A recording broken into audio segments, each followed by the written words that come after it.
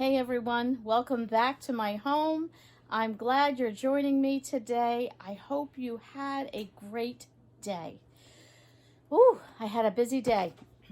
Busy day. We had a event at work that normally we would have 1,000 women at, plus maybe 1,200. But because of the situation we are in life, our numbers are limited, and with the amount of people we could have currently, because of the restrictions, we could only have 250. So we basically had less than a quarter of the people that we're used to having. So even with that, we didn't have this last year because everything was shut down. So it's been going on 2 years now, and I had to get back in my groove. So I promised my son I wouldn't do anything like this on the video because he thinks moms aren't supposed to have fun and do this stuff. But I did it anyway. I just wanted to add a smile for a moment to your face. So I'm coming to you with a few things that I've done this week, and it's always interesting to me. People say to me all the time a couple of things. One is, if you saw my personal Facebook page, which my family and my local friends do, they'll always say to me, you do so many things, you're always having fun, and they make it sound like, that's all I do. Well, it's not all I do. You see, or they see, the highlights of what I do. They see the good things that I do.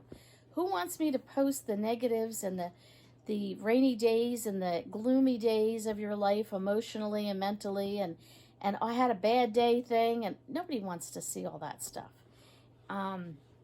And I know misery loves company, but I don't want misery company in my circle of life. And the other thing they'll always say is, you do so much. How do you do it all? You do so much, Lynn. You do so much. Well, let me bring you back to something I heard today that I thought really gave me a fresh perspective on life and my own life, and kind of like where I'm at with why I do what I do. We had a speaker today. She was with us a number of years ago, and the last time she was here, she was diagnosed, I want to say, with stage 4 cancer. If it wasn't stage 4, I might stand corrected. It was pretty bad. Anyway, she was going through a lot of stuff. She was going through chemo, radiation, treatments, medicines and all that kind of good stuff. And she said she was in the thick of it, and she was getting pretty down. And she said she remembers praying about it. And she said the Lord told her, you could either hang on to the crisis or you can hang on to Christ. Obviously, she's a Christian, and just like myself, that faith is what gets us through things, and she decided, forget the crisis. And she didn't know what the outcome was or could be or anything like that. But for today, she could live her life. And she said she was sitting on the couch, and she was looking around, and she said, oh, these walls are this ugly peach color from the 80s. And she told her husband, I don't know the last time I looked at these walls. And he said, well, we can get a can of paint. Paint's not too expensive, and we can paint. So she says, that's what I did. She said, you know what? 2 things came out of that. Number 1 is my walls were not that ugly peach color from the 80s anymore, that she didn't even realize how long it had been on her walls. And she said number 2 is when she was with a group of people, the normal thing is, oh, how's the radiation going? Oh, how's the chemo going? How you feeling? And she said she got so sick of just those types of questions and conversation.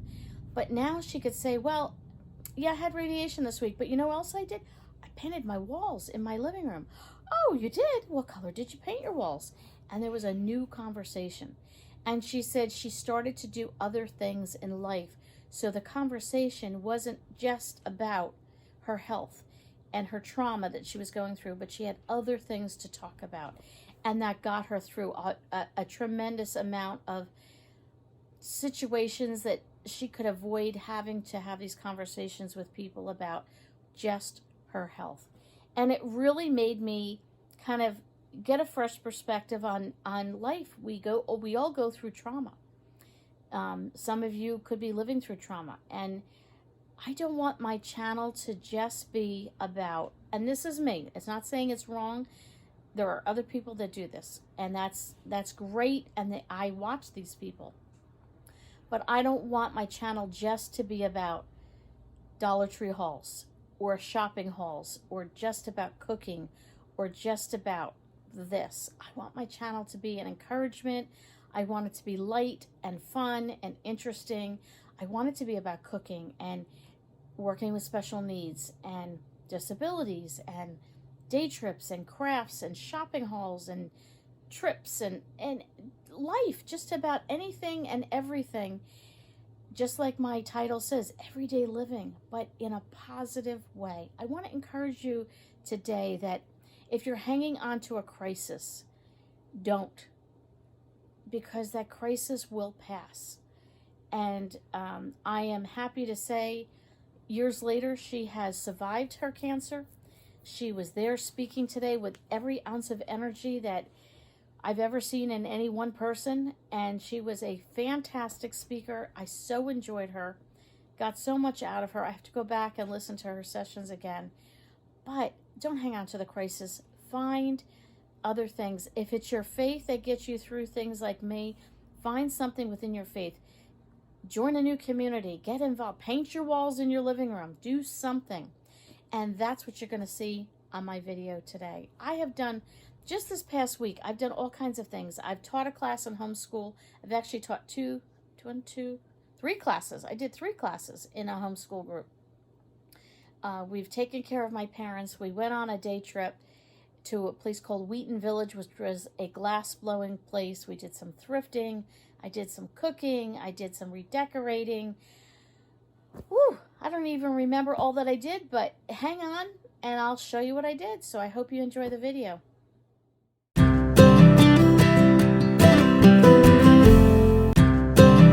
So one of the things that we did was I took a family member to a food bank that is new to our area. And here you can see the cars lined up.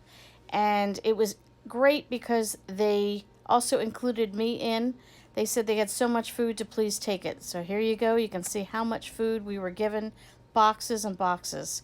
Then I did a little redecorating. We're getting ready to decorate the home from Memorial Day to Labor Day with all the red, white, and blue throughout the house, just touches here and there. It just makes our home feel like a special place.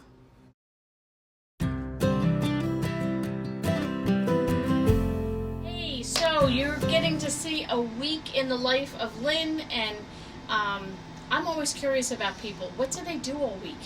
You know, you see me on a video for 10 minutes, 20 minutes, something like that, and it's like, well, is that their whole day? Is that what they do? Like, what do people do all week? So the little snippets that you're seeing is just in one week some of the things that I do. Every week for me is very different. I'm involved in so much that it does change quite a bit.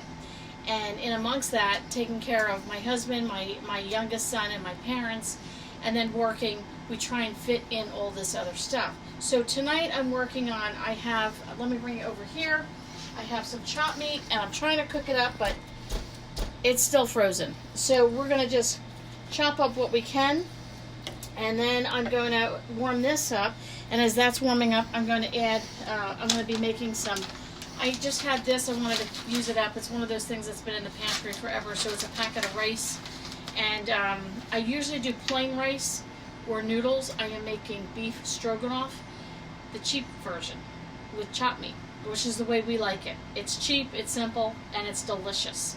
So I'll leave a recipe in the description below in case you're curious and you want to make it. But I have this package of chicken flavored rice. Doesn't go with beef. I don't really care. We all like it. That's what we're putting it on top of.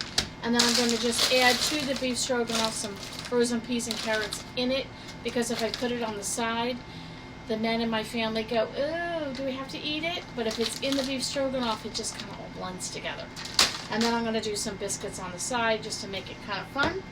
But I did want to show you 2 things. So today, my sister, who is the seamstress, and if you have not checked out our Facebook shop that we have called Purposefully Repurposed, there's the name of it. You can check it out and become a member. And my sisters, the 3 of us, the 3 girls, Melissa, Allison, and Lynn, have a variety of things for sale on the shop. It's fun just browsing and seeing. But my sister has these tote bags. And because I have had so many of my friends, including you guys, join the group and make orders, she made this for free for me. And yes, we do pay each other because it's our business and we want to support one another. So I normally purchase things from her, but I got the W for Wilson. I picked out the blue fabric because I like the denim, you know, kind of matches my top today. But it is like the perfect size tote. Okay, there you go. That's the inside. But here's the best part, okay? You know us women, we got to do the shoulder, you know, does it fit on the shoulder, or it has to be the right tote. But here's nothing in it, right? It's empty. But look at this. It stands perfect. It stands completely upright. I don't know about you guys, but I hate when I have a tote and I put it down and it flops all over the place. My sister is ingenious. If you even saw the stitching on this, this is better than anything you can buy on Amazon or anywhere else. But it sits perfectly upright. There it is on the side. I just had to brag. Allison, you did an awesome job. There's the back, there's the side. Her stitching is seamless, no pun intended. She is unbelievable what she does. So I know this has been a huge seller on her shop. If you're interested, she has a list of fabrics you can pick from. She'll put it together, she'll monogram it for you. So check out the shop if you're interested. And then I wanted to show you, my husband put this together. We had bought this. This is pretty, it's pretty heavy. Metal, and it was $10. It was $9.99 at a store called Amazing Savings. I don't know if you guys have one by you, but my husband wanted to do a mini herb garden. Some of this will be transplanted. I think the mint is eventually going to be transplanted, and the rosemary. But this one is the sage, the oregano, and the lemon balm in here, and it's so pretty. We're going to leave it on our kitchen counter. Some of this is nice. You can snip from it as you need to use it. And I got some other herb things, little cups from the Dollar Tree that came with the soil and the seeds we're going to be adding. Just wanted to show you that. I got to get back to making my beef stroganoff. I am teaching a craft class tonight. I'm heading over to my job, and some of my coworkers want to get together. So we're bringing brown bagging dinner. We're making crafts. I got to run, but I wanted to share that with you. Stay tuned for some other tidbits of what I did this week.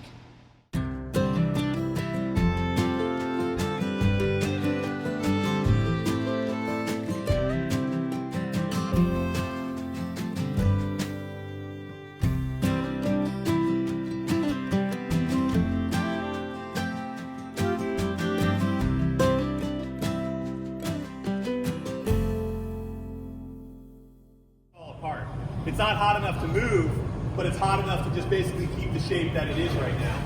And we'll load that up all day. We'll fill it up, 20, 30 pieces, whatever it is, and then we'll turn it down to whatever time we dictate.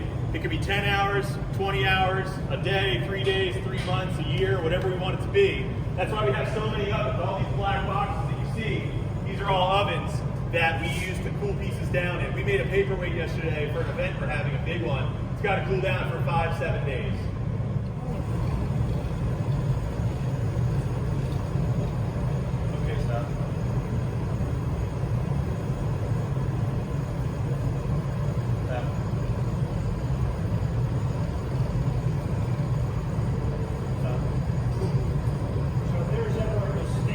So you get to see a place called Wheaton Village that we went to on a bus trip with some of our friends, and my husband of course had to take his scooter. It was quite a bit of walking around, but here you get to see how they actually turn pieces of glass into bowls and other beautiful ornaments. The Pine Barrens of New Jersey are known for this special sand that is in the soil that you can melt down into glass. And this trip is a fantastic place to go if you ever get the chance. This is a small gift shop that they have here. You get to see my son and his friend walking around, and then just enjoy the rest of the pictures of the glass blowing.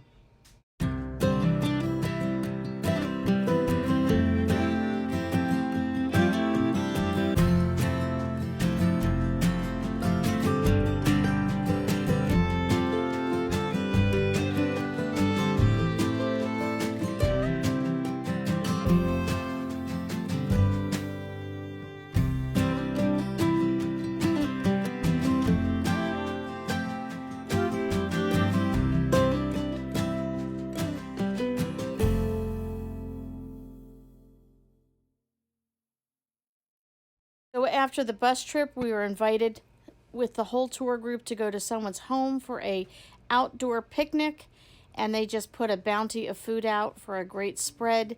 And then after that, we just sat together and had a light devotion and sang some hymns. It was such a wonderful day, and they opened their home just for us. And then you get to see me speaking at the homeschool chapel. So this would have been the kids and the students together, and that was quite an interesting experience. And then I got to also work with another group that was for audiovisual. They were doing some recording and recorded me. And then you just get to see some of the kids doing some of the games at the co-op and Gavin using the pool. Great, great experience.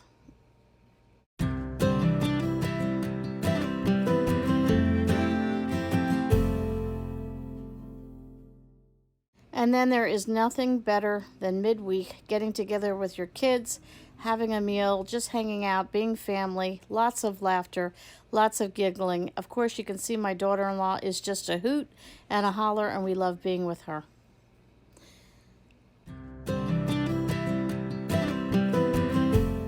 Another thing we did this week is went and got some hair extensions for my son redone, and then I also took a class at work.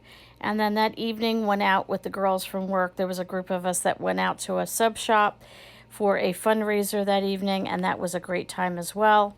And then we ran over to take care of my parents one night, and my husband was able to help my father get a good shave. And then I end the day and end the week, of course, with my planners, planning for the next week full of adventures.